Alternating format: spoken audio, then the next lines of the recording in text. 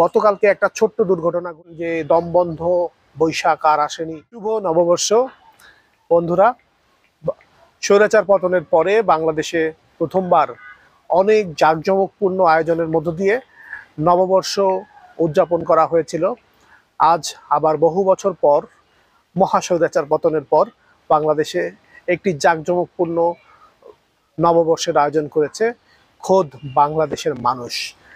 এবারের নতুন বছর উদযাপনের যে আয়োজন সেটা নানান কারণে একেবারেই ভিন্ন একটা আয়োজন ছিল।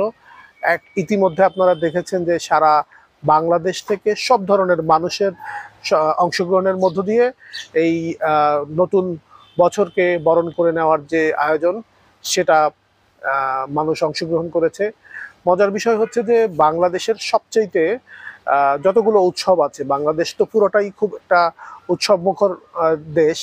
এখানে নানান ধর্ম, বর্ণ, গোত্রের মানুষ একসঙ্গে বসবাস করে।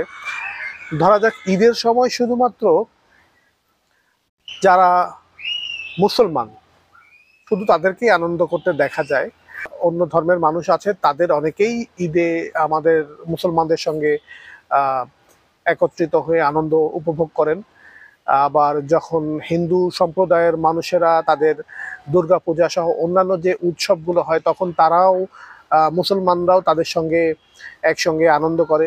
কিন্তু পয়লা বৈশাখ উদযাপনটা এমন একটা মানে উৎসব বাংলাদেশের মানুষদের জন্য এবং সারা বিশ্বের বাঙালির জন্য, যে এটা কোনো একটা নির্দিষ্ট ধর্মের না, গোত্রের না, এটা পুরো বাঙালি জাতির একটা আনন্দের দিন। এই আনন্দের দিনে হিন্দু, মুসলিম, বৌদ্ধ, খ্রিস্টান, বাংলাদেশে বসবাসরত বিভিন্ন নৃগোষ্ঠীর মানুষেরা একীভূত হয়ে তাদের যে নিজস্ব সংস্কৃতি সেটাকে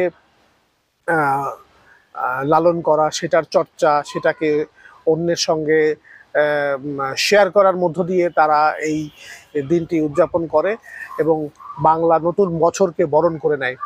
তো এইবার নানান কারণেই এই বছরের 1432 অন্যরকম একটা তাৎপর্য নিয়ে আমাদের সামনে এসছে। আপনারা জানেন, অলরেডি আপনারা দেখেছেন যে বাংলাদেশের মানুষ কিভাবে রাস্তায় নেমে এসেছে। বিশেষ করে ঢাকা শহরের চিত্র আমরা দেখেছি, আপনারা সবাই দেখেছেন টেলিভিশন মারফত।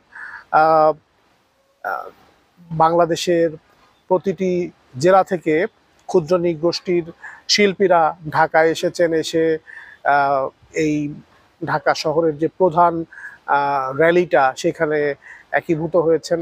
সবচেয়ে উল্লেখযোগ্য ঘটনা এটাই যে অনুষ্ঠানগুলো হচ্ছে সারাদিন ব্যাপী। আরও ধরেন যে 4-5 দিন আগে থেকেই এই অনুষ্ঠানগুলো শুরু হয়েছে। গতকাল চৈত্র সংক্রান্তি, বছরের শেষ দিনও অনেক আনন্দ আয়োজনের মধ্য দিয়ে উদযাপিত হয়েছে। আজকেও সারাদিন প্রোগ্রাম আছে, কালও আছে, পরশুও আছে, এরকম টানা 1 সপ্তাহ এই উৎসব চলবে। মজার বিষয় হচ্ছে যে গতকালকে একটা ছোট্ট দুর্ঘটনা ঘটেছে। হঠাৎ করে আমরা জানতে পারলাম যে ঢাকার বেইলি রোডের মহিলা সমিতির মঞ্চে একটি নাটক মঞ্চস্থ হওয়ার কথা ছিল। সেই নাটকটি নাকি তৌহিদি জনতার উড়ো চিঠি কারণে বন্ধ করে দেওয়ার একটা ঘোষণা শোনা গিয়েছিল।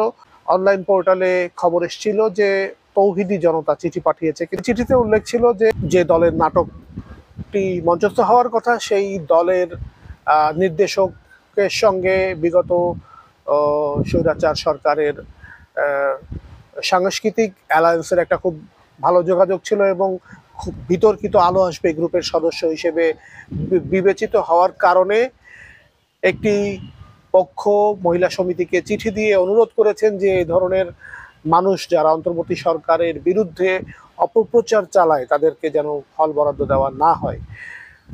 আনন্দের বিষয় হচ্ছে যে নাটকটি বন্ধ হয়নি। তারা গতকালকে শো করতে পারেননি, কিন্তু তারা আজকে শো করবেন, কালকে শো করবেন। এই কথাটি আমি এই জন্য মনে করিয়ে দিলাম যে এই বাংলাদেশটা আসলে কোনো একক গোষ্ঠীর বাংলাদেশ নয়। এখানে সবাই তাদের যার যার সংস্কৃতি চর্চা করবেন।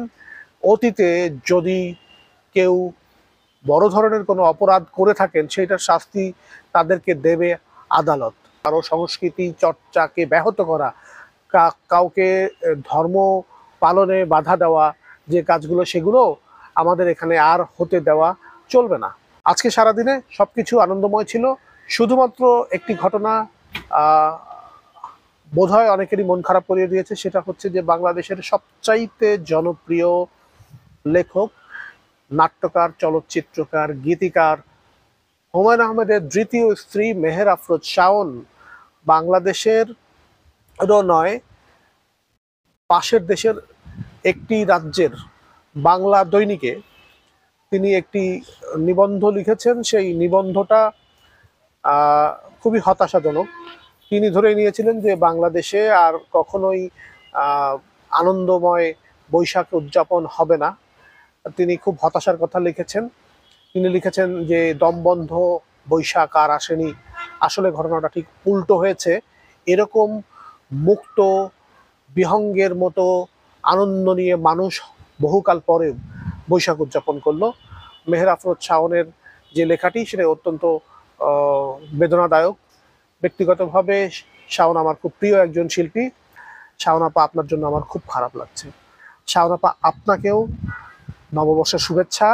একটু মুক্ত মনে ভাবুন যে আপনারা এতদিন যে রাজনীতি করে এসছেন সেই রাজনীতিটা মানুষের রাজনীতি ছিল না। মানুষের কাছে ফিরে আসুন। আপনাকেও ধন্যবাদ। আমার ফ্রেন্ড লিস্টে যারা আছেন, আমার বন্ধুদের সবাইকে অনেক অনেক ধন্যবাদ এবং নববর্ষের শুভেচ্ছা।